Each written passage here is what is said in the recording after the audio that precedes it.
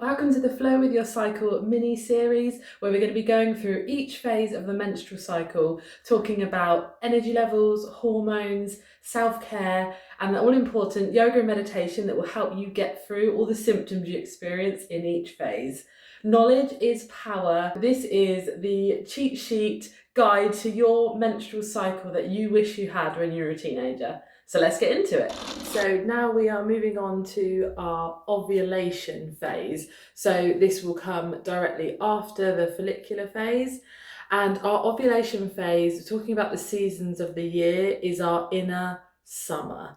So this is where we're feeling really bright, really energetic, really outward, sexy, powerful. It's a really feminine time in our cycle. Whether or not you are trying to conceive, this is still a really great opportunity to use these days of ovulation to really embrace your energy and to get things done. So let's get into what ovulation phase looks like and how we can align with that natural summer energy. So the ovulation phase is the shortest phase of your cycle. So it lasts 2 days normally, and it will fall sort of between day 12 to 16, depending on the length of your cycle. And you will ovulate 2 weeks before your next period cycle will begin. So ovulation is governed by estrogen. So this is where estrogen, the hormone, is at its absolute peak.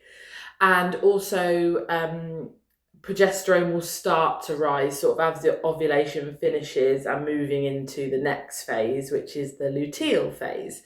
So estrogen is at its highest, and this is the hormone that is making us feel more outward, more social, and more energetic.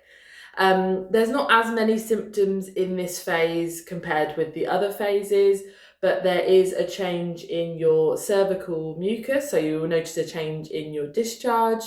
You may also have some sensitivity or maybe a bit of pain around your ovary that is releasing the egg, and even light bleeding can occur just due to the hormonal changes. So these are just some of the symptoms that you may experience in your ovulation phase, and we'll talk a little bit more about these when we move on to tracking and fertility a bit later on in the episode. Another part of ovulation is this is our social time.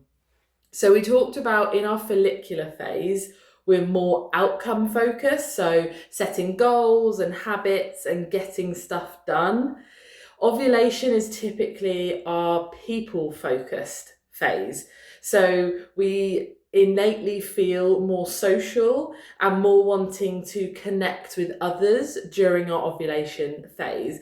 Now, this may be physical connection with your partner, but it may also be just deep conversations with friends and family, or just socializing and sort of, almost sharing the light that you have. It's almost like you're emitting this light and this energy, and you want to have that with other people. You want that social interaction during this time. So this is why when you can align your social calendar with this time of the month will be a really nice way to naturally align with that social energy that we feel. And coming back to our moving with the moon concept, so we've been covering each phase of the menstrual cycle and how it naturally aligns with the lunar cycle.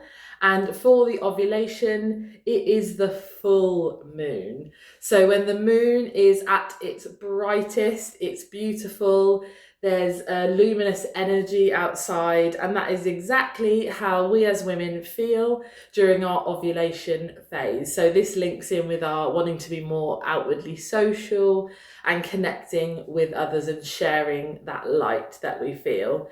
It actually has been scientifically proven that the moonlight affects women's cycles. And there are tribes in Africa where they actually create where they sleep to allow the moonlight to shine on the women to align with their cycle, which I think is just really fascinating. So it's always going to be more and more interesting when you look into this to how closely linked these two cycles are. So our ovulation phase is the full moon phase. So light, energy, and just feeling more outgoing and ready to take on anything. You kind of feel invincible and powerful, and embracing that during your ovulation phase is really, really important to do.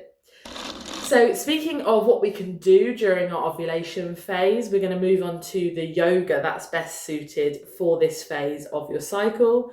So we always want to align with how we're feeling. So we're feeling energetic. We want our yoga to cultivate more energy. So we're not doing where, our body is feeling really energetic, so maybe we need to be more restful in our yoga. We want to naturally align with what's already happening in our body. So in ovulation, we're feeling energetic and outward. So our yoga is going to reflect that. We're going to have heart openers, back bends and twists, standing, energizing poses, warrior poses, again, really empowering, and kind of taking that grounding that we have in these kind of standing poses. Like we're drawing energy from the earth up, and then we're releasing it in our heart opening poses. So we're really moving with the energy, rather than during menstruation, we're talking about the apana, downward moving energy, releasing all the stress, releasing all the waste through our blood every month. This is kind of the opposite. So I like to think of ovulation as we're taking energy from the earth and we're releasing it through our heart. So our heart and our womb are our two feminine energy centers.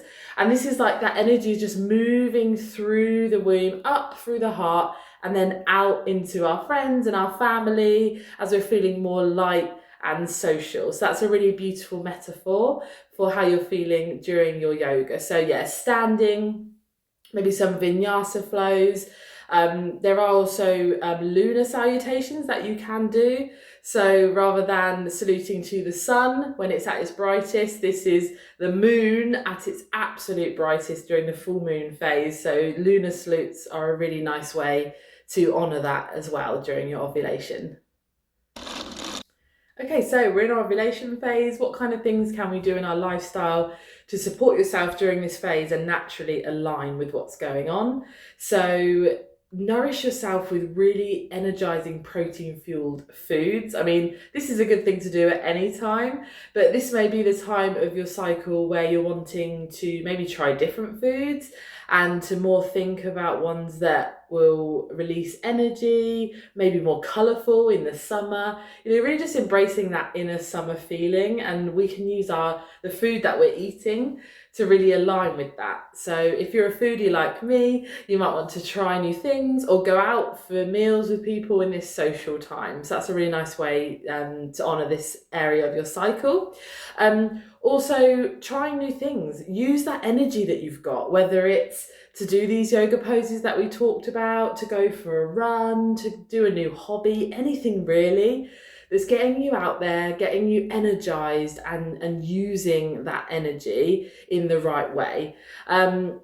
We've also had this conversation before about socializing more. So it may be that this is the time of the month to maybe have a deeper conversation with someone, to reach out to a friend that you haven't spoke to in a long time, or just to arrange your social plans around this time of the month. So really using that outward energy, aligning with it fully, whether that's for your diet, for your exercise, for your social life. We can use all these lifestyle factors to truly honour the cycle that we're going through and not feel ever like we're in conflict with what's the amazing things that are going on inside our body.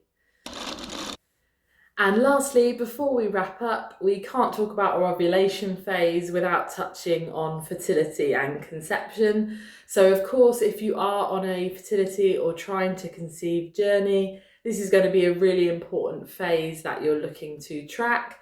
So looking into the symptoms that you'll experience leading up to ovulation and also when you are ovulating are really important to get that perfect window when you peak.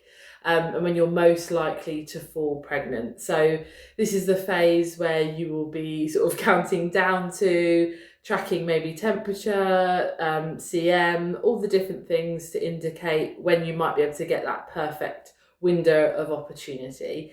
If you need any support on your fertility journey, I've got lots of podcast episodes and yoga practices and meditation resources for you, all about how yoga supports fertility. So I'll pop those all in the show notes for you and at the end of this video. So if you are on that journey, I'm sure you know tracking ovulation very well by now, and you can still do all of these things we've discussed in this episode. You can still embrace each phase of your cycle when you're trying to conceive. Always taking the caution, obviously, if you may be pregnant, with the exercise and the foods that you're eating. But you can absolutely do all these things we talk about and embrace each phase when you're tracking and you're trying to conceive. You're still just working with your body and letting it do the incredible things to get you to your goal of falling pregnant. So you can absolutely do all of these things during your ovulation if you're trying to conceive. So that's a wrap on ovulation phase. So it's our shortest phase and we're feeling really outward, social, lots of energizing yoga, trying new hobbies. It's a really nice, feminine, energetic time of your cycle. So enjoy it and have fun with it. Next up, in next week's episode, we'll be covering the last phase, which is the luteal phase, where our premenstrual syndrome sits, so PMS symptoms, how we can manage those and make the most out of our slower, reflective phase of our cycle. I can't wait to see you in the next one. Take care. Thanks for listening all the way through this episode of the 30-something Shift podcast. I really hope you enjoyed it and got something valuable from it. Don't forget to subscribe below so that you get the next episode. They'll be dropping weekly, as well as all my yoga and meditation practices.